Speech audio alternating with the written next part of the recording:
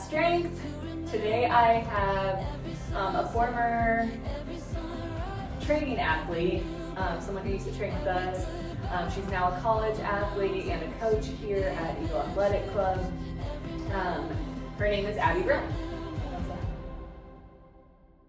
It's a beautiful life.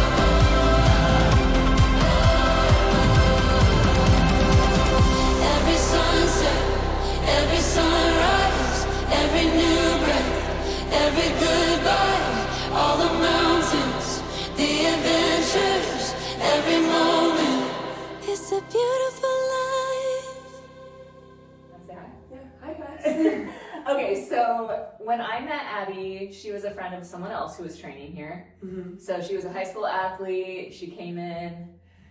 Really, why did you come in? I don't remember. Because the gyms I was training at in Omaha kind of closed down and just didn't make sense for me to go there anymore. And so started coming here because the girl I knew was my lifting partner in high school. So. Right. Okay. And so Abby, just tell us a little bit, like where you're from, what stage of life you're in now, what you're up to.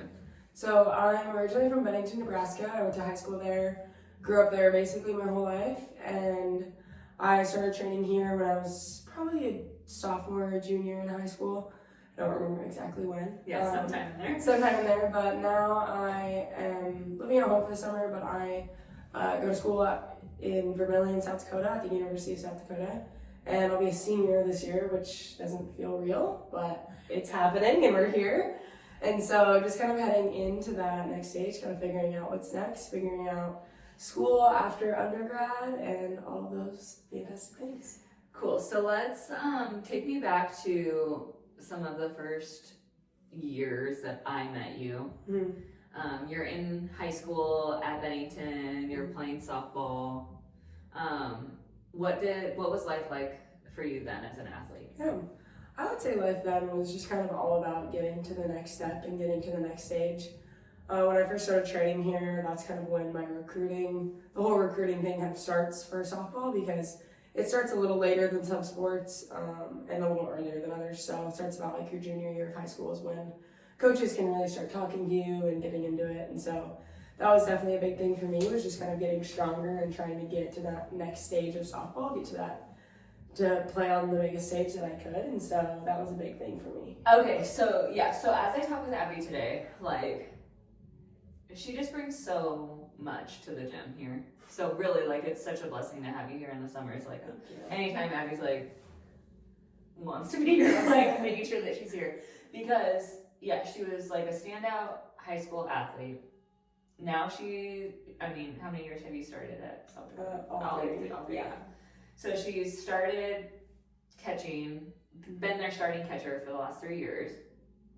So she has this amazing athletic background, but she's also like a woman of integrity. We've got to see her through a couple different life transitions already, and like navigating those. She's a woman of faith. And so like she has this amazing athletic story and athletic background and so much wisdom there, but she also has wisdom in the areas of faith and the areas of mental health and mindset training. And so the fact that she gets to share all of that with us here at the gym and now with the Steadfast audience, like, I just feel really blessed by that. Thank you. And I feel like we could talk for hours, but I'm gonna try to like keep it focused. So you're talking a little bit now about those high school years and like starting to want to get to the next stage. Mm-hmm. When did you know that was like a goal of yours? What was your journey with softball? Like from T-ball, coach pitch, like when did you start falling in love with it and now that's what you love? I think I always loved softball. Like, it was I always joke, it's the only sport that never stuck around. Like, I think I played every sport as a kid. I did gymnastics, dance, all the things, soccer, basketball. Did not like any of them. I hated soccer, hated basketball from the get-go. And I always joke that like I've played t-ball since I could walk, and softball has just always been the only thing that's stuck around through whatever stage of life I've been in. So I think that's pretty fun. But I think I probably knew, I don't know if there was like a moment where I'm like, oh, I want to play college softball, but probably when I was around a sophomore in high school, I had a coach who had just a lot of connections to college coaches and knew a lot of people, and he's like, I've been sending people some video and they're super interested, and I'm like, oh, maybe I could go play college softball, like that sounds fun. Was it on your radar before? Like, did you know that you were good enough to do that? Or Not really. Like, Okay. I would just, not really. I mean, I don't know, I never really thought about it before. Like, I was just always in love with softball and just kind of loved softball. And so I think part of me always knew that, like, oh, like playing college softball would be really cool. Like, everyone, you watch the College World Series, you watch all that stuff, and you're like, okay, like, I want to do that someday. I want to play those teams someday. But yeah. I think part of me is just like, oh, I don't know if I'll get to do that. Right, or knowing which level of Yeah. collegiate athlete you would be. Like, maybe it was always in the cards that it would be an option at some level. Yeah. But knowing that you get to play at, like, the elite level was maybe something that kind of, oh, okay, this is like a real possibility. Yeah. So when did you start playing, like, club ball and like softball and stuff like that? So I started, I'd say like club softball. It wasn't like super high level club at the time, but I started that when I was about 12. I had played for the Bennington program up until I was 12 and loved every minute of it and loved my coaches, but ultimately my parents and I decided like if I wanted to keep growing as an athlete, like we just wanted to find a different team and a bigger team and a bigger organization, and so I started playing for Team Nebraska. It's not a thing anymore.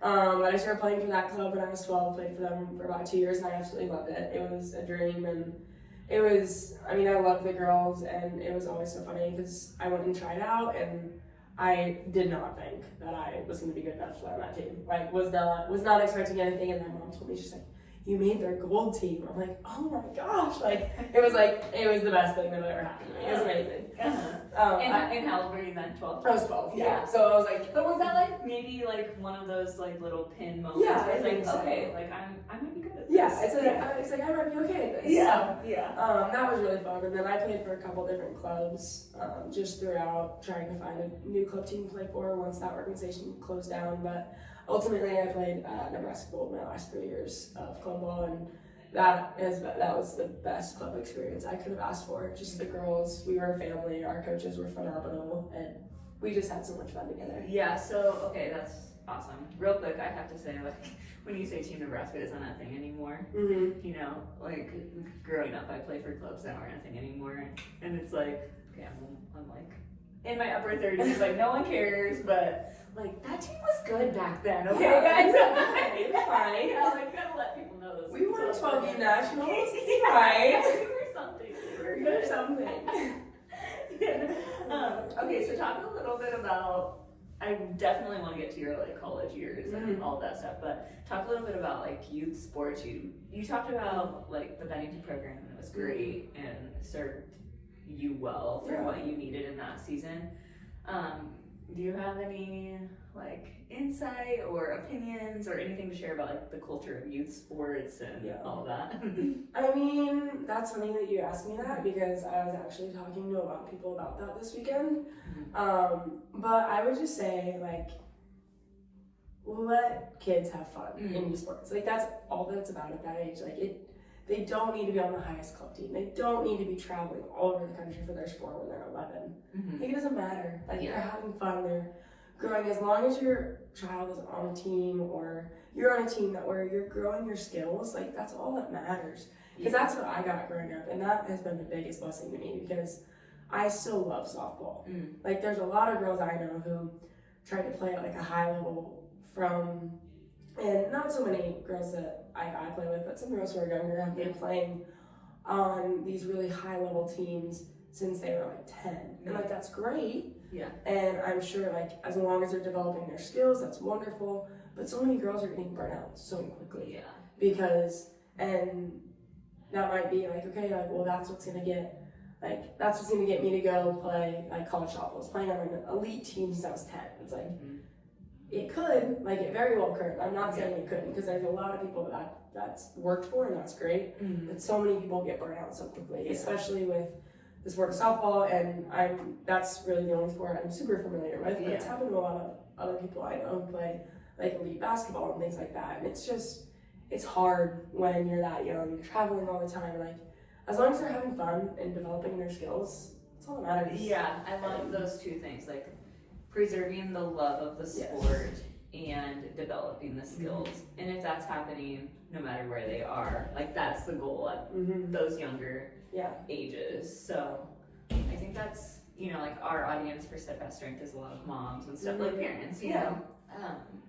And like now that I'm in the parenting phase, it's like easy to see you want the best for your kid. And you want them to be on the highest level team possible. And all those things are so great, but they're not having fun.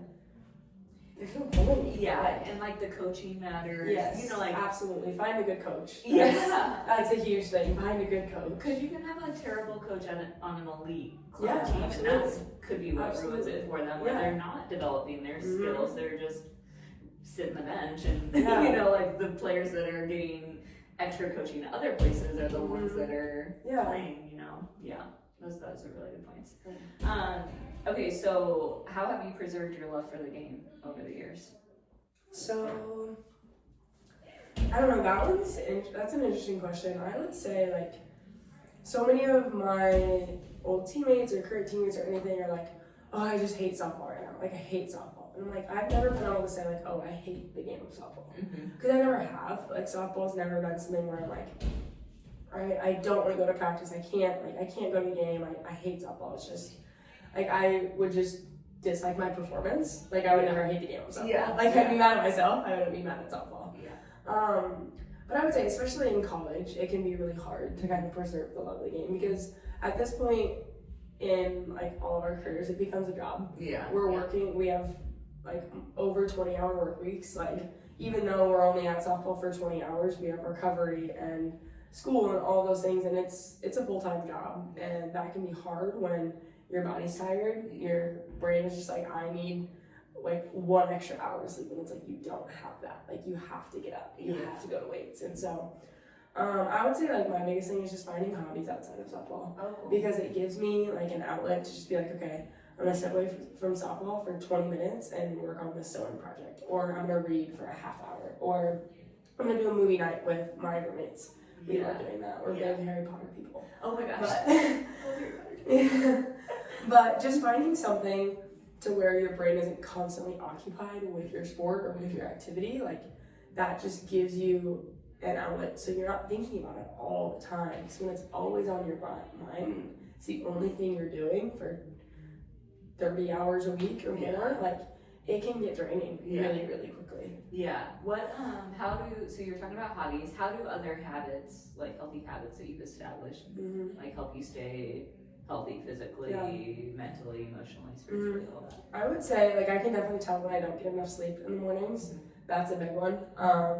And so that's definitely been something I've been focusing on more recently, and now that I'm living in my own apartment, kind of outside of the dorms, and I can cook more, that's been a big thing for me. It's just finding just healthy options, and options that are going to, like, fill my body with what I need, not just like just trying to eat healthy and like look good, because like, that's not what we need. Like, when we're training, when we have softball for 4 hours a day, like, that's not what our body needs. So finding things that are gonna help me refuel my body has been a big thing for me. And I've found a love of cooking, and I love to cook now, so that's like another hobby. Wow, that's amazing. So I feel like, I mean, even when you were in high school, like, you had a pretty good understanding of like healthy habits and fueling your body. Where did that come from? I would say just our household growing up. Like, my parents did such a good job at teaching my brother and I just what it means to just live like a balanced life, and like, it's okay to have ice cream after dinner. Like, that's perfectly fine. But just making sure that we're still eating our fruits and vegetables and getting lots of protein, and my parents always did a great job with that. That's awesome. Yeah. Like, sets it apart. I feel like that gives you a head start on absolutely all of that. Okay, so high school ball, like getting recruited, all of that stuff. Was that a stressful season for you, or? Yeah. Okay. Yeah. Yeah. Everyone says that recruiting is fun. I don't want to scare anybody. It's not fun. It's not a good time. Just because you're constantly emailing coaches, and I would say there were fun moments in it. Like it wasn't just awful all the time. Like it was great, and I still have really great relationships with a lot of the coaches that I never even went to their school or never even toured their school, but we would just talk at camps and like have great relationships with And those do coaches. people say that it's fun because it's like exciting? Yeah, I think Like the so. possibilities? I just don't think anyone tells you how stressful and nerve-wracking it is. Yeah. It actually is. Is it because of the evaluation? Like Yeah. that people are like constantly evaluating Yes, you? and I would say even like, and a lot of times like coaches have a job to do. Like they need to find people who are best suited for their team, and sometimes when you're not that way, like will stop talking to you out of the blue, and like that can be really stressful because you're like, oh my gosh, what did I do? And it's like you didn't do anything. You're just not what they need right now. So they might not even be looking for like if you're a point guard like in basketball, they might not even be looking for a point guard in your class. So it's not that you're a bad athlete, but they just don't need what you can offer. So yeah. that's stressful. And what a mental Yes. like staying mentally healthy through Yeah, like it can be that. very difficult. Yeah. And just knowing that like you, even if like all of your friends or your kids' friends or whatever, and like they're getting offers and like you're not, like that can be really stressful too. And it can be hard to know exactly like, okay, well, is this the right fit for me? Like I've toured the campus, I like it, I like the coaches now, but like what happens when I'm 3 months in? Like, is that the right fit for me? And that can be difficult. Especially when everyone's putting their best foot forward. And Yeah, their best face absolutely, forward, like, absolutely. Yeah, that is a big thing because, I mean, I loved like talking to like the girls who are already on the team and just kind of getting their opinion on what the school's like, what the atmosphere is like, and everything. But so you're someone who talks a lot about mindset. You've done different kinds of mindset coaching Yeah. with people. Can you tell us a little bit about that journey? And then you start there. Tell us about that journey. Yeah. So I started my kind of mindset training, I guess, when I was, I think after my freshman year in high school is when I started. I worked with Amanda, I think her last name's Schaefer now, but when I had her, she was Coach AB, so I still call her that to this day. And she owns Vio's Fast Pitch, and it's just a great like mental training organization for girls in all sports. She works with athletes of all kinds. But that was kind of my first introduction to softball outside of just the physical. Like softball and baseball and most other sports. Again, I'm just more familiar with softball and baseball, but they're just such a mental sport. And I've always been a big component that it's like 90% mental and 10% physical.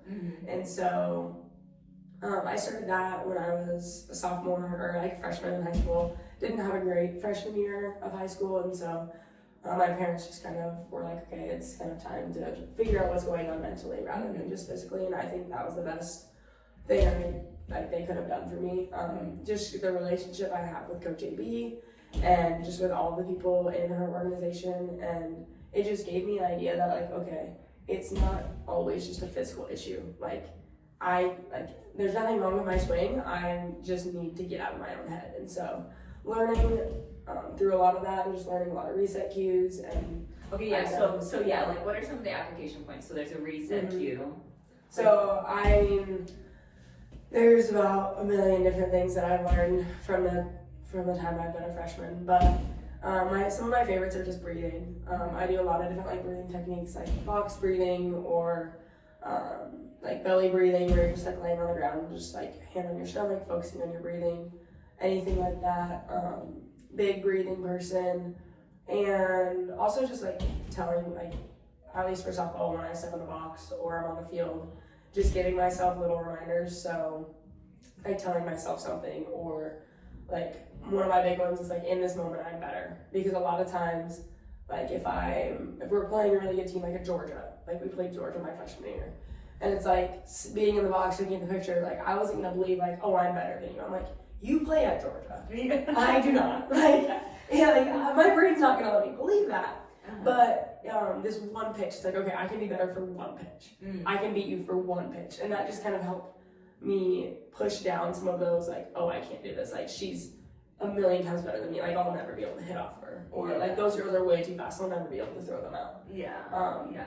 I think that's like hearing you talk to athletes here about that kind of stuff was taught me something. Yeah. Like, we know how important mindset is for all of us, athletes or not athletes anymore, but like we want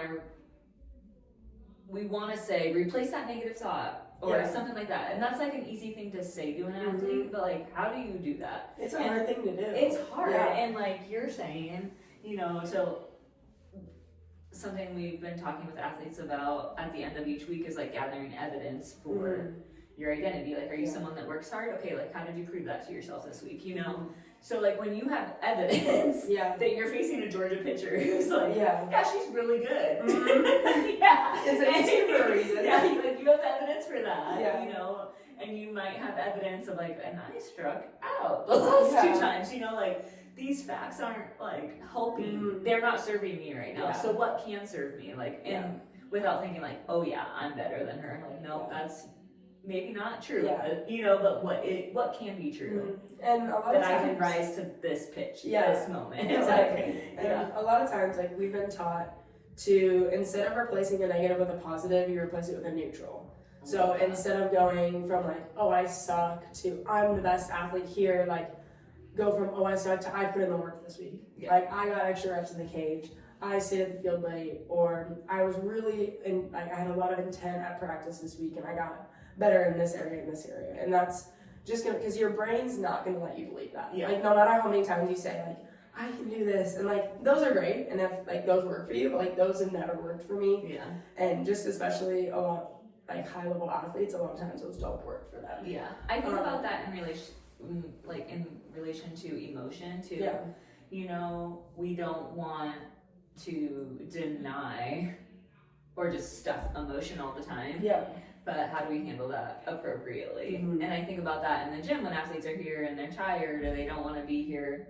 It's like, you can't just say like, oh, I'm gonna have a great training day, or oh, I'm so happy to be here. Like, the reality is you're not happy to be here. Like, it's like, you can't lie to your brain. As much as you want to, you can't. But the truth is that you're here. And the truth is that like, you're here, so you might as well work hard, and you can control working hard. So like, let's think about that. Like, I'm here, so I'm gonna work hard. Like, I'm here, so I'm gonna work hard. Like, you don't have to be happy. But like, acknowledging what you're feeling and finding something that can, a neutral thought that can be true, or something that is true or can be true. I think that's really beneficial. Okay, so how has that served you moving forward, like as a college athlete, but also like as a human, as a person in friendships and school and other relationships and things like that? I would say it's just kind of shown me that like, there's more to life than just like your outcomes. That's been a big thing with our mental training, at least with my mental training journeys. Like, I'm not a person who can focus on outcomes. I'm a person who has to focus on the process, especially when outcomes aren't going well. And I feel like that happens more often than not, just in life. And so that's just kind of set me up for success in all different avenues in college, and just being a friend, being a teammate, all of those things, and just knowing that there's more to each day than like the bad things that happen. And that's been a big thing for me. And in softball, like, if it pertains to sports, like my sophomore year, every day after practice or after games, I would try and write down like, okay, these are 3 things that went well today, and this is 1 thing I want to work on. Because that helped me get out of the, oh, I had such a bad practice today. It's like, actually, you had maybe like 1 or 2 bad drills, but like, you didn't have a bad practice, and your bad practice doesn't mean you had a bad day.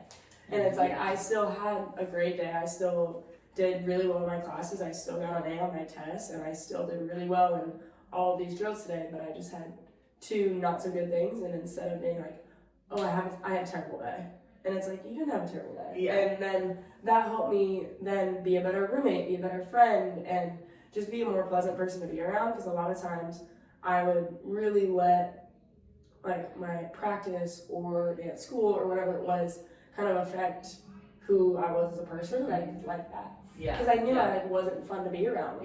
Nobody's fun to be around when they're catty. So I just knew like letting that kind of affect, like, especially after practice. Like, I'd bring it home, and then I'd be frustrated, and then my roommate would do something small, and it's like, she shouldn't do anything wrong, that would just set me off. And then I just wouldn't want to be around anyone. Then I just sit in my room alone. And it's like, I don't want to do that. Right, like what kind of life am I living? Yeah, now? exactly. And that's not fulfilling at all. So. One thing that I grew up thinking was that if I was upset about a bad practice or a bad performance, that communicated that I cared about it, you know? And like I wanted people to know that I cared deeply about how I performed and how I showed up for my team. But I didn't have the mental capacity or resilience or even education to know that like that was not serving me or anyone around me. Like it was just communicating an immaturity that I couldn't move on. And as an adult, have you ever read, it's called Learned Optimism by Dr. Martin Seligman? I haven't. Okay, so it's one of my top 10 books, I would say, Learned Optimism, because I thought I was an optimist until I read that book. And it talks about, I'm probably gonna mess it up, but the permanence, pervasiveness, and there's one other thing that it talks about with our thoughts. But so like when you say like, I'm bad at softball or something like that because let's say you struck out 3 times. I'm bad at softball. Well, that's like a very permanent thought because you're assigning that to your whole identity. like I suck. Like that is a very permanent thought. It's very pervasive. Like you're not saying I had a bad at bat or I had a bad game. Like you're just saying I suck at this. So it's like very pervasive. And then again, there's one other one, but like what you're saying, if you can just isolate it to, I had a bad at bat. Like that doesn't mean I'm a bad person. That doesn't mean I'm a terrible softball player. Like I had a bad at bat. Okay, we move on and go on with things. Like the success of people who can manage their thoughts that way and assign like specific times and specific moments and even find reasons for why it happened instead of just like this is something I'm bad at. Those people are way more successful than those who like assign it as their whole identity and let it permeate everything. So I feel like the move on is so key, and like you can be frustrated, like and that's something our coaches always tell us, that like no one's telling you not to be frustrated after you strike out. Like no one expects you to be happy-go-lucky after you just watch strike 3 go down the middle. Like nobody expects that. Like you know, that's not realistic. And so, but we have like this rule where it's like, okay, we're gonna give ourselves 5 to 10 seconds, and then after that, like, we have to move on. Because any more than that, and you just let it sit, and then you let it just become who you are, and then you bring it onto the field, and then you bring it back home, and while you're cooking dinner, and then you get frustrated with your roommates and all those things. So I was okay, you're talking about like letting it spread. So easy to see how it happens to yourself, right? And I don't know, maybe this is an exaggeration, but like when we get in slumps, you know, it's like we're letting these things snowball and it's like it just keeps happening. What about with interpersonal relationships or like team dynamics? Like how does that affect the team? Because all the time, like I see that so much, like one like a negative thought planted in one person's head and they start to spread that, and it's like gets ugly fast. Absolutely. I mean, we've seen it in our team where like if someone kind of has a bad attitude that day at practice or really doesn't want to be there, then someone else is like, I really don't want to be here either, and then half the team doesn't want to be there, and then we have a bad practice. And it's like, in all reality, like that kind of started from like a couple complaints or a couple things like that, and it's like when we could have come to practice, we're like, you know what, we're here, so like we might as well work hard, we might as well get this done, and then we can go home and eat dinner. Like our team loves food. Like we talk about it all the time. Like we love cooking dinner and we'll eat dinner together and all that stuff. And so so instead of being like, I don't want to be here, this sucks, like just be like, okay, well, we're gonna work hard for 3 hours and then we get to go have chicken and rice. So everyone finds their own like neutral thought, or they're like whatever. What happens when you see someone that's struggling through that or not doing that? How do you squash it in like a healthy, productive way? A lot of thing that we do on our team is like if someone makes an error or is really frustrated that day or whatever, and we're like, okay, I got you. Like, we're a big, like, and I got you team. And we love to say that to each other. I love my third baseman. I love her. Her name's Brooke. Love her. But she would always look at me and she's like, hey, we need you here. I'm like, yeah. Like, I got you. Like, we're gonna step up. We're gonna step up together. And it's like, if I miss a ball or whatever, like, she's going to make the next play because like she's got my back. Yeah. And I think that's really cool, and that's a big thing we've done this year is instead of just saying it, like showing it with actions. And So it's a verbal cue Mm-hmm. that like reminds you. Yeah. And then people show up for each other. Mm-hmm. Absolutely. And we all have our own things. Like some people are like, okay, if I strike out, like don't talk to me. Don't try and give me a high five. Like I do not want a high five right now. And like that's totally fine. And you guys communicate that, Yeah. and you understand that, and you know that. Yeah. And so then we're not like frustrated, like, oh, like she just blew right by me. It's like, no, like she just needs her second, and she's gonna come right And back. you guys are mature enough to understand that and respect that, and you know it's not personal. Yeah. Like, she needs a second to deal with her own emotion. Yeah, for sure. Yeah, cool. But yeah. Okay. So what do you have to say about like motivation, discipline, the difference between those two things? Mm-hmm. Like you have passion on your side, like you're passionate about the game, so that's you've got That that helps, going for you. Yeah. But yeah. I would say, I mean, my motivation has just kind of always come from the love of the game. But I feel like, especially in college, my discipline at times has come from other people. And just knowing, like, okay, she's working hard, like, I need to work my butt off too. Oh, that's good. So, we were talking about this in the gym recently about comparison. Yeah. Because there's the type of comparison that steals joy when you're like, oh, she's better than me. Yes. Yeah. But then there's the type of comparison that inspires and calls you up. Yeah. So, Absolutely. I feel like that's a big thing that for me has really helped me is instead of like, I don't love comparison because I just usually when I start comparing myself with other people, it just never goes well for me.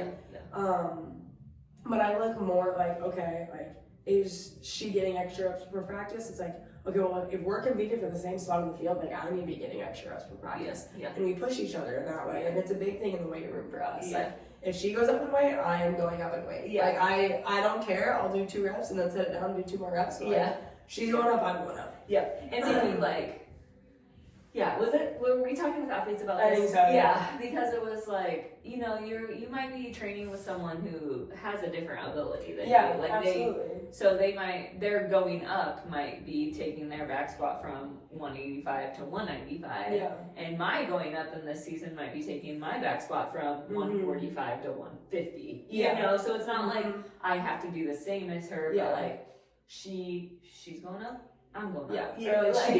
She a lot of times we'll do like sets where it's like, okay, we'll hit a set of, I don't know, 5 at this weight, and then if you do more than 5 your next set, you're gonna go up a little bit and do as many as you can. And so we'll do like a set to failure, and it's like, okay, she got 8 reps, like I'm getting 8 reps, like or I'm gonna go until I can't go anymore. That kind of thing. And so it's just a really like it creates a really fun dynamic with your teammates and your friends and just people like you're working out with or competing with on the field or on the court or whatever, because you get to build that friendship, but then also just like a little bit of competitive fire, and which I think builds friendships. Oh my like goodness. If you know that the other person has the best intentions and you're always like, okay, they're not trying to hurt me by telling me like, no, like do one more. Like, they're not trying to be mean, but they have the best intentions and always keeping that in the back of your mind, then it's like, yeah, no, I do have one more. Like she's right. Like I need to do one more. And I will say that that's been a really big thing. That's like one of the like you can't quantify the value of that in a group training setting. Oh my gosh, yeah. But like us, when we train together here too, like in the group classes at Eagle, there's so much fun. It's so much fun, and you do get that like. It's so different than just hitting a workout by yourself when you're doing burpees alongside your friend, because it's like seriously we steal motivation from each other, you know, that we can push a little bit harder, hit an extra one here and there, and it's fun. And I think there's just that natural component of healthy competition there. But then when there are some of us who were former athletes and now we're moms, like we get to get our rocks off a little bit and like a different, we're not competing on the field anymore, but it like reminds you of part of yourself that we were in a different season. Yeah, I mean that competitive fire never leaves. Yeah, so it's always there in some form. Yeah, it's fun to have it come out in different ways. Okay, so tell us a little bit about your NCAA tournament experience this year and like just your team's journey and what that was like for you. And, So this season it was funny because if you look on paper, like we had a pretty terrible season, which I think is funny, and we would all say it, like, and just the fact that like I think we had 16 wins on the whole season going into our conference tournament, and for the Summit League, like you have to win your the conference tournament if you're going to go to postseason. Like that's just kind of how it is. We're a smaller conference. That kind of thing. Like there's other kind of at-large bids and things that like bigger teams can get or other conferences can get, but we're just a little bit smaller of a conference, so usually you have to win the Summit League to go. like it's not likely to get a bid. Yeah, and like you could, and but it's not likely. And so we had 16 wins going in conference, and I would say like the 3 weeks leading up to our conference tournament, we weren't even sure if we were going to go to conference. Like we had to win games if we wanted to be at the conference tournament. And so we were fighting to even be there, and then we get there, and we win our first game in a walk-off with one of our seniors. She had like a walk-off ground ball up the middle, and I was like, this is the most picture perfect. Like, she's a senior, she's on the softball, and she gets us our first win in the conference tournament. Like, that's amazing, right? And I'm not gonna lie, not a lot of us were expecting to go very far in the conference tournament. Like, we're just hoping we win our first game. We won our first game.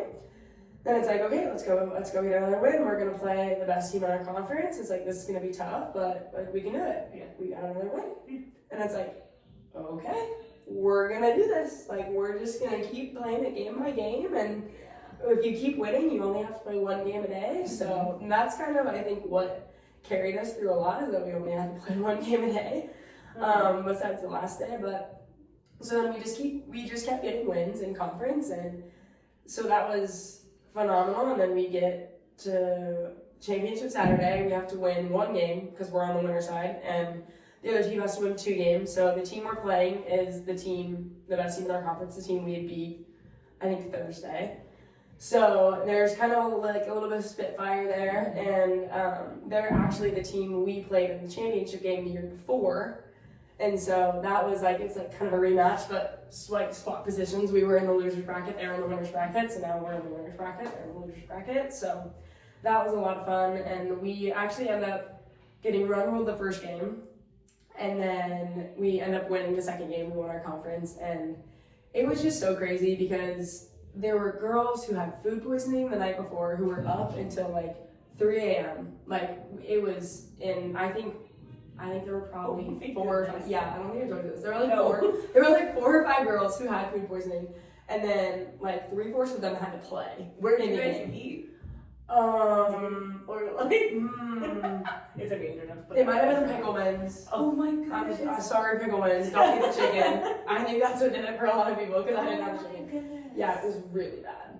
And so they were like getting IV fluids in the morning, like, because our coaches, like, they couldn't even get out of bed, like some of them. So they're like, okay, if you like, they weren't really expecting them to play, but then some of them ended up feeling better that they could play. But like, they're just like, we need to get you healthy enough to where you can last a 5-hour bus ride on the way home. Because like, we're going home today no matter what. But we can't have you being violently ill in the bus. Yeah. So that was like what they were preparing them for. Yes, that's kind of what we were preparing them for, and then some of them ended up being able to play, which was awesome. But so it was just crazy because we're like, of course this would happen to us. Like the season we've had, it's been terrible, but we're here, and now like 3 of our starters have food poisoning. It's like, what is going on? What is happening? Yeah. But we pulled it off, and honestly, it was the most amazing thing. And what I think is really cool is like the night before, I was having a ton of anxiety about it, and I was like, okay, like we're here, we did the thing, but like now we have to finish it, and like we could not finish it. Like we only have to win one game, and we've won so far. Like we've won out, and that's been great. But it's like the team we're playing is a very good team. And I respect every single girl on that team, and they're a very, very good team. and they had an amazing season. And so just to go into that, it's like, okay, like we've played some really good games against them, but like usually, like, I think everyone else in the conference tournament, like, I mean, they run rolled us the first game, they were run rolling people left and right. So it's like, all right, we have to show up. We don't have a choice. Yeah. And that's been one thing for our team that had been so consistent, like inconsistent. It's like we'd show up one game, the next game we wouldn't. So it's like, okay, are we gonna show up today? Like we don't know. Yeah. And so that was just kind of causing a lot of anxiety. But I ended up like just kind of turning on some worship music, journaling, and that was kind of the best thing for me. I got done journaling and was like brushing my teeth, still listening to music, and I just kept having this like scene replay over and over in my head of us winning and like running up to our picture, and I couldn't get that out of my brain. And I think I don't remember the song name, but it was the lyrics were like it's like I've shown up before, so like why not now? And I was like, why not now? Like why not us? Why? Like God's continually showed up in every season of softball that I've had, and it's like I personally did not have a great season this year, and like didn't really have a good postseason. But I'm like, He's like, I will show up, and He showed up, and it was like so many people are like, oh, like how was winning, and it's like honestly, I wasn't surprised.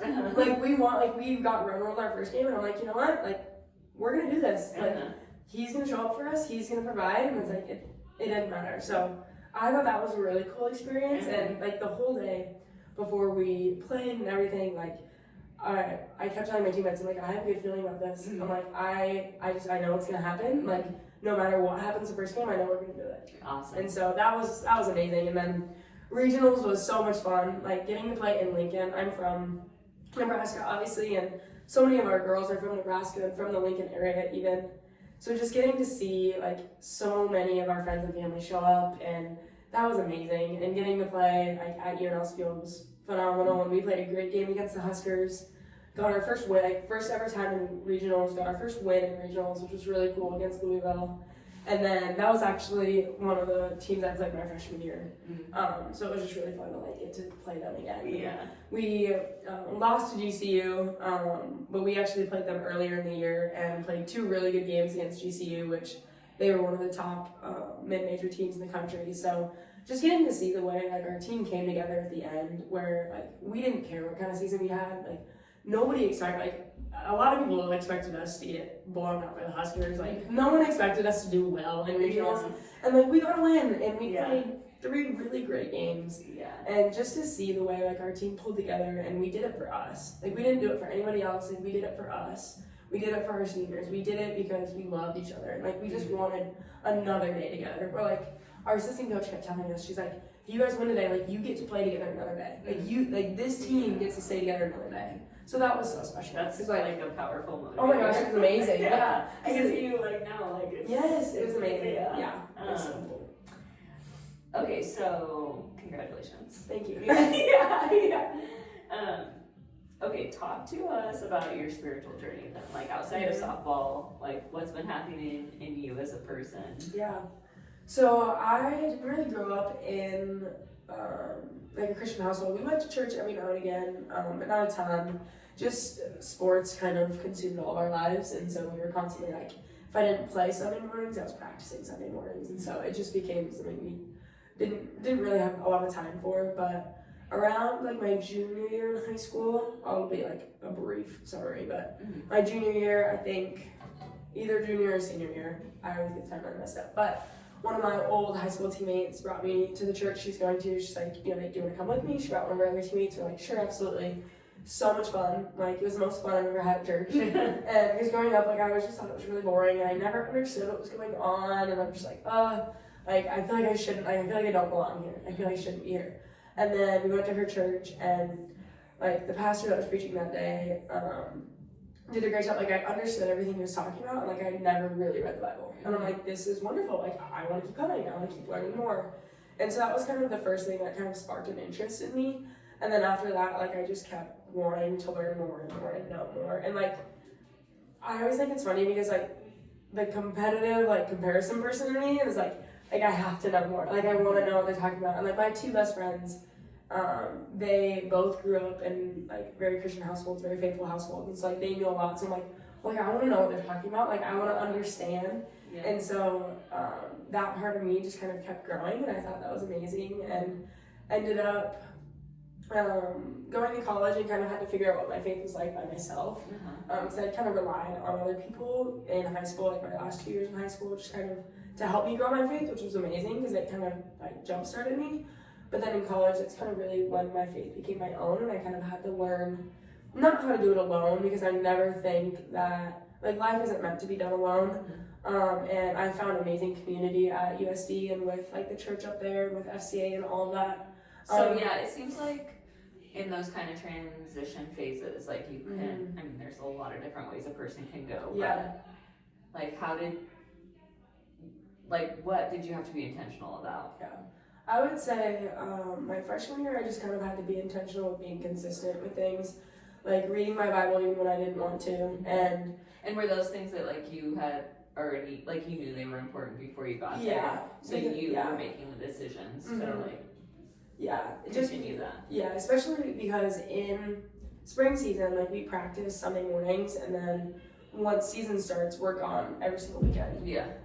And so I really can't go to church in season, which is really a bummer. Like I wish it was different, but that's just kind of the season of life I'm in. And so being very consistent with reading my Bible and getting my quiet times in, and like having community outside of just going to church has been something that's been really important for me, just to keep, I don't want to say to keep the ball rolling, but just stay intentional with my faith and stay connected to God. And there's like times in season where I feel really disconnected, but I'm like, it doesn't matter how disconnected I feel, like doing these things are what helps me get reconnected. Yeah. And so that's something that's really helped me in the past, and just really trusting God. That's something I've had to do a lot in just during my seasons and things like that, and just different reasons, different seasons. Like it always seems like it's something, but that's just college sports. That's just kind of how it is.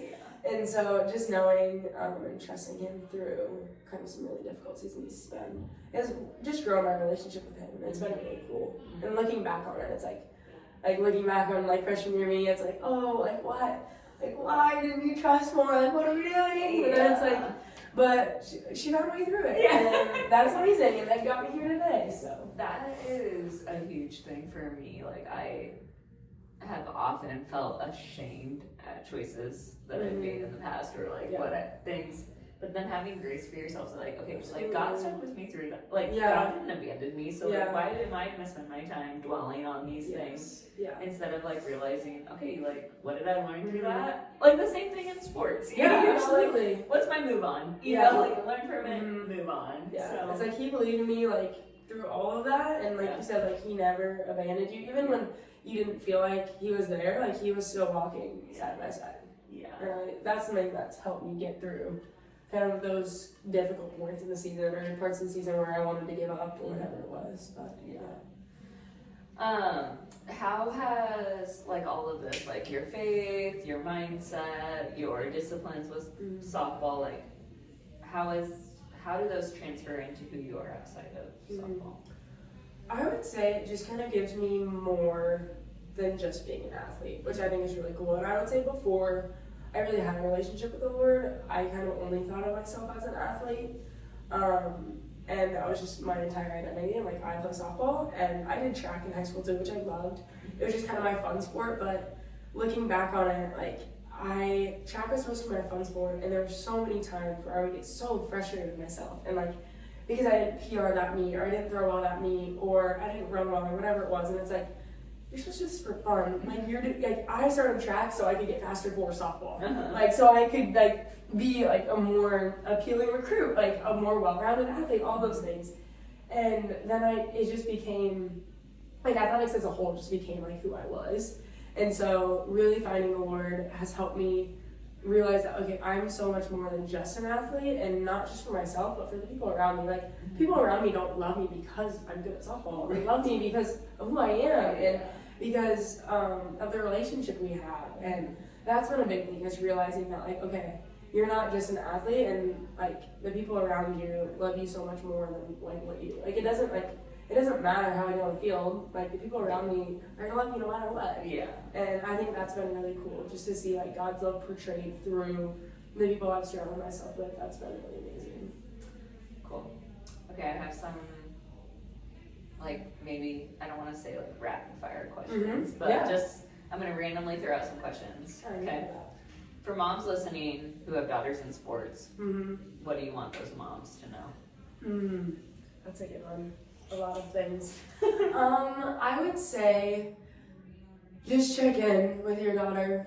Like, just see, even if like they're having a great season, just say like, hey, like, do you still love this? Like, do you still love what you're doing? And even if they don't, like, okay, like, how can we get back to that? Or like, what do you need from me that's gonna help you like continue to excel in your sport and just continue to have fun. That's the biggest thing. That's one thing I think was hard at first because like I didn't really know, like when I was struggling, I didn't really know how to talk to my parents about it. Like I didn't want anyone to know I was struggling. I wanted to figure it out by myself, and it's like you can't figure it out by yourself. And the sooner your daughters like learn that, especially if they go play college athletics, like if they feel comfortable talking to you about it, like they're gonna feel so much more comfortable talking to their coach and their teammates and all that. And so that's been a big thing. Like just check in and give them space to, like if they don't want to talk about it, that's fine. Like don't force them to talk about it. That's almost worse. But I think like those little check-ins like provide opportunity, because I feel like at first it can maybe almost be awkward. It can be awkward, yeah. And there's even Yeah. sometimes now where like I'm talking to my parents about things, I'm like, I really don't, like this is so awkward. Like I don't want to talk to you about this. Yeah, But but like the more you practice, yeah, the easier it probably gets. Or like absolutely. just knowing that the door is open. Yes, absolutely. And not just like, and even I would say another big thing is like after a game, good or bad, like don't immediately start talking to them about the game. Like and that's one thing I've had to kind of tell my dad or tell my mom, like when they call me at school and they want to talk about softball, I'm like, I don't want to talk about softball right now. I'm like, all I do is softball, all I think about is softball, like I'm around softball every single day, all day. I'm like, I don't want to talk about softball. Yeah. I don't want to talk about my swim right now. And that's, and like, and I've never said that to them before. And they just assume that like, that's what I want to talk about. Because that's kind of been our whole life. Yeah. But once they realized that, that helped us a lot and helped grow our relationship a lot. Because now, that's not immediately what they want to talk to me about. And usually like, they just let me bring it up. And so even like, if your son or daughter has a bad game or whatever it is, like don't immediately go to like, just talking about the game, talking about what they need to fix. Like, talk about like, okay, what do you want for dinner tonight? What do you want to do this weekend? Like anything like that. And just let them bring it up, because if they want to talk about it, like they will bring it up. Yeah. It's gonna come up naturally. Yeah. I like that because, well, one of my questions was like, what kind of support can accidentally add pressure or stress? And it's like, in those moments, your parents were trying to talk to you about things that they thought you cared about. Yeah, or and they thought want to help me. They just want to fix it, and they want to help me, and I very much appreciated that. But there's times where I'm like, I don't need that right now. Yeah. And then if they're always asking you things that you don't want to talk about, then you feel frustrated. Yeah, and then you don't want to talk to them. Yeah, that's well. Okay, how would you say, like, how can parents, moms, coaches encourage girls to be competitive and driven while still being emotionally healthy? Yeah. I would say again, just reinforcing that like a competitive mindset is great, but just knowing how to use that competitive mindset and not letting it like overtake you and like overtake your mind. I feel like some good ways that my coaches or parents who are coaches, whatever it is, have done that has just like been incorporating competitions into practice or into daily life, but then making it fun and like making it a space to fail and making it a space to like be okay with failure, but also like being able to push yourself, because you don't ever have a space where it's like, this is perfectly okay to fail, like there's no repercussions here for failing, like then in a game or in life, like you're never going to take those risks because you're like, oh, you're always scared of the repercussions of that failure. And it's like, I'm really like, it doesn't matter if you fail. And like even in a game, like you let a ball go between your legs and that was a winning run. Like you lost that game, but that doesn't mean that you're a bad person. That doesn't mean you're a bad friend, right? And just giving space to fail at home and practice, whatever it is, like that's helped a lot, I think, for us. I am a huge my identity has been wrapped up in my performance. You know, like that is something that I've had to I don't know like circle back to time and time again. You know, like there's been times in life where I'm like, why am I having to learn this lesson again? Like, am I stupid? But it's like the Lord's been like gentle and like peeling back a little bit here, and then it's like we have to circle back to that lesson again. But like now it's a little deeper, and performance-based identity has been a big one for me. And just hearing you talk about the fear of failure, like addressing the fear of failure for me has been so huge. And I was talking with Andy recently, like one of our daughters is a huge people pleaser and like wants to do everything just right. And it's like, man, we gotta make her fail. So, you know, like not to be mean, but like to show her that it's okay to fail, and like our love isn't conditional. Like you can fail and we love you. Like you can fail and it's okay. We move on from that, you know. And like you're saying, it creates an environment where then you're willing to take risks and go for things. That maybe you wouldn't otherwise be willing to do.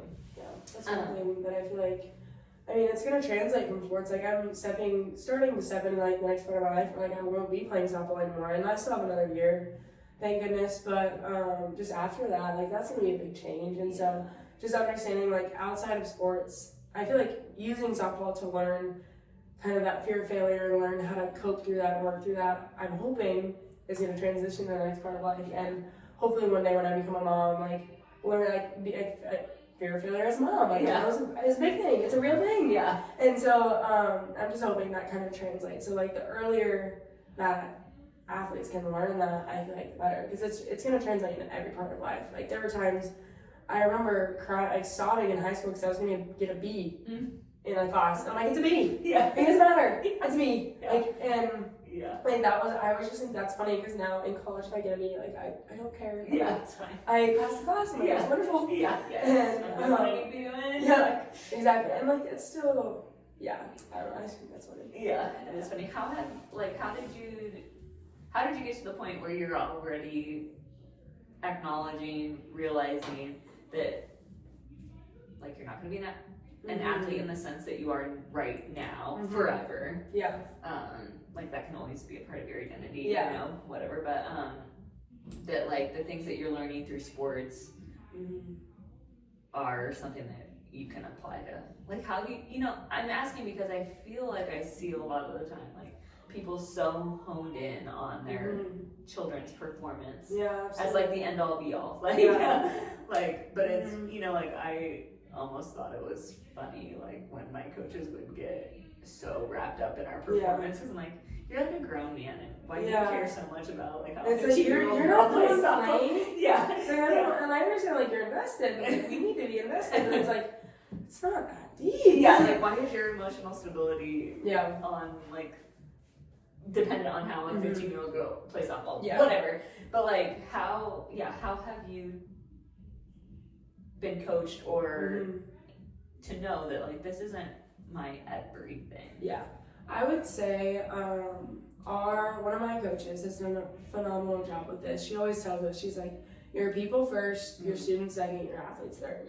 Because like as a college athlete, we're all constantly called, oh, you're a student athlete, you're a student first. And it's like, no, we're people first. Like we're human beings first. And that's one thing that she's done such a good job of reminding us of, is that like before you're a student, before you're an athlete, you're a person. Your college athletes not only grow you as an athlete, but it grows you as a human. It grows you as a person. It prepares you for the next stage of life. And just seeing, now that I'm a little bit older, and seeing some of my older teammates who have now graduated going on and doing life and doing the things, and like one of my very best friends from South Dakota, she is becoming a nurse and she just bought a house. And I'm like, dude, like you're doing the thing, like you're doing life. And it's so cool to see, because I know that like softball and nursing school and all those things prepared her for that next stage, and that's been really cool to see. And just understanding and seeing ways in my own life, it's like, okay, well, I can take this discipline area from softball and like this area of discipline and like apply it to life, and I can apply it to just knowing how my time management works. Like it's a huge thing, like on all of your resumes and everything, you're like, well, I'm a student athlete and I don't have time to manage. Do I really though? In all reality, do I actually know how to time manage? But just like knowing how to pull those things and That's been a huge thing. And just honestly, I feel like I've learned all of those things just from seeing my teammates do it. Yeah. And that's been a really cool opportunity. Hearing you talk about it, I'm thinking about it in the context of the gym Yeah. too, you know, and like I tell the athletes here or my daughters, like, we can do hard things. Absolutely, you know? yeah. And it's like, sports has taught you that. Mm-hmm. And now as an adult, you know, everything, like, you have to practice things to keep it, right? You know, like, if you're strong now, but you don't train for 5 years, like, Yeah. that's gonna go away. Absolutely, You know, like, yeah. if you, like, now are thinking these thoughts or practicing this, like, mental resilience and Yeah. stuff, but then you, like, get in environments where you let other thoughts start forming Mhm. pathways, it's like, well, those will become your pathways, you know? Absolutely, yeah. Like, we have to, like, stay sharp and Mhm. like keep practicing. And for me, like, the gym has been a way for me to do that. Mhm. Like, in our society, like, it would be so easy to get comfy and to eat yummy foods Yeah, all the time and absolutely. to sit on a comfy couch all the time. Yeah. But it's like, that's not the kind of person I want to be. Mhm. Like, I have a foundation of doing hard things Yeah. and eating healthy foods. And Mhm. like, when you train like that as an athlete, that can transfer to life. Absolutely, yeah. And then, like now as a mom, like, I get to Mhm. practice that in the gym every day. Like, I show Yeah. up, I don't feel like getting up at 5 a.m., Mm-hmm. but I do it, you Yeah, know? absolutely. Or like, I don't feel like eating chicken and rice and Mm-hmm. vegetables every day, Mhm. but I do it, not Yeah. because, sometimes I love it, Yeah. and sometimes I love it because it makes me feel good, Mm-hmm. but sometimes I do it because I know that I need it, Yeah. you know? And And I feel like that's just gonna kind of add, like, seeing all of you guys just work so hard has been amazing for me. And I always tell people, like, I just feel so blessed just to have a group of people around me that just model the life that I want to live in the next stage. And I think that's really amazing. And it's just like you talked about, like, some days you love chicken breast, some days you don't. And I feel like that's everything. Like, some days I love working out and some days I really hate it. yeah. And it's like, it's just gonna ebb and flow with life. And sometimes I want to pick up my Bible and read, and sometimes I'm too tired. Like, Yeah. but we do it because we know we need to, and that's gonna keep us going. But I think that's really cool, and just like sports has helped me apply that to every aspect of life. Like you said, yes. to And your eating choices and all. Yeah, and it's like a compounding effect, you know, Yeah. like, you've been making these choices for a long time now, you know, so it's like, you form that pathway, you develop those disciplines, you know, like, the longer you do something, the more a part of your life it becomes. And like, when you're out of the college environment, Mm-hmm. you know, like, yeah, you get to choose what's next and all of these things, but there's still going to be that part of you that's an athlete, and that, you know, and it's like, if you all of a sudden stopped Mm-hmm. some of these things, like, I'm assuming that you're going to be hungry for it, you Yeah. know, Yeah. and so then that transference will come in, Mhm. because it's like, okay, like, I need to do hard Yeah. things, I need, I you just be know, hungry for like the need for growth. Like, Yeah, I feel like as yeah, athletes, like, we're yeah. always wanting to grow. We're always wanting to get better Yeah. and push ourselves to be a little bit better than we were the day before. Like, yeah. I don't think I hope that never goes away. Yeah. I'm gonna try my hardest to Yeah. make sure it never goes away. And you But- know, like, for the people who are listening who are like, think like, man, I did used to have that fire. Yeah. And I let that atrophy. Mm. It's like, it's never too late No, to pick it back never, up and yeah. exercise that muscle again, whether it's a Absolutely. mental muscle or a Yeah. physical muscle. Mhm. Like, Absolutely. we all get the choice every day to choose, like, Yeah. what we're gonna be like Mhm. for that moment, for that day. Yeah. And those things add up to Absolutely. who we are in the long run.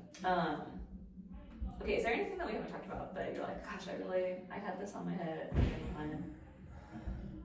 Not that I can think of. I don't think so. Okay. All right. Well, yeah. Like, I feel like when we get to have Abby here for the summer, like, oh my gosh, and like last summer was such a. It was our first year interning with us, like being on the coaching side of Yeah. things versus just the athlete side of things. And her family moved, and she was at college, and I was like, oh, I didn't expect to have her back. And now that we have her back, I'm like, oh my goodness, we got her for another year. So again, if you are a mom or an athlete listening, like, she's here for the summer, and she's coaching our athletes. Like, it's a huge asset that we have right here in our community. And outside of our community, you're doing some things like softball clinics and Yeah. camps and stuff. Tell, like, a little bit Yeah. about what you're doing outside of that. Just like some small private lesson stuff. I'm not doing as many as I used to do, but Why is that? just Time. time, yeah, and just being like, my parents moved to Wahoo, so I would do like a lot of lessons in Omaha and things, and it's just harder to get back and forth. Like that's a big triangle. I know, seriously. Right? But there are days I make the triangle, I like come to Arlington, then I go to Omaha, and I go back. Yeah. But it works out. But and just like wanting time to just enjoy my summer and be with my family and be with my friends and Is that part of your like mental health and the yeah, balance and all absolutely. that? And just wanting, because I feel like there's so often where I'm in season, I'm constantly pushing, and it's like I just need a minute to breathe. It's like I'm in a day where I don't do anything, Yeah. and where I just hang out with my dogs Yeah. and cook lunch and things like that. And so that's been really great this summer. But my teammate and I, Autumn Iverson, she lives up the street from me in Wahoo, but we're doing like a little camp in Wahoo. I think it's on like July 9th. And so that's gonna be super fun. And the spots are limited for that. Yeah, So like they anyone are. who wants to get into that needs to Yeah. like find the info and get into it Yeah. fast. Yeah. Yeah, and I do another camp every summer with Fearless Fast Pitch, that mental training program, and we just do. I think this year it's like 4 days, but it's like an overnight camp. This year it's in Lincoln, and they have non-overnight options. I don't know if there's any spots left for that one, but it's super fun. And we just get to hang out with softball athletes or girls who don't play softball, and we always call it's like the only softball camp you don't need your glove for, or like the only sports camp you don't need your equipment. And so it's amazing, and that's a phenomenal camp. Just getting to learn all the different little mental tricks and just having fun and creating memories. Cool. So in Wahoo, Mm-hmm. softball specific, Softball specific, yep. ages. I think it's There's 2 different 8, ones. yeah, right? there's like a younger group, 8 to probably 10, and then 12 and up is the afternoon. They're like 2 hours, so not very long, but long enough to go out and have some fun. Yeah. Some softball. Yeah, learn some Yeah. new. New skills. Yeah, some new Yeah. skills, some new drills. Yeah, yeah. Yeah. Yeah, so that's an opportunity, and then this, Mhm. if you want to spend time with Abby, to like the overnight camp again if there's spots, Yeah. and then here at the gym, like she's Yeah. here in the Come on out. mornings. She's leading a lot of our athlete classes, Yeah. or co-coaching them. She's doing a lot of our mindset and nutrition coaching with Mhm. athletes. So, yeah, just a huge blessing to have you here. So Thank you. thanks. And then anyhow, okay. So, Abby, thanks for being here. Yeah, thank you. Yeah. Okay. See you guys next time. See you next time. Okay, cool. Thank you. It's a beautiful life.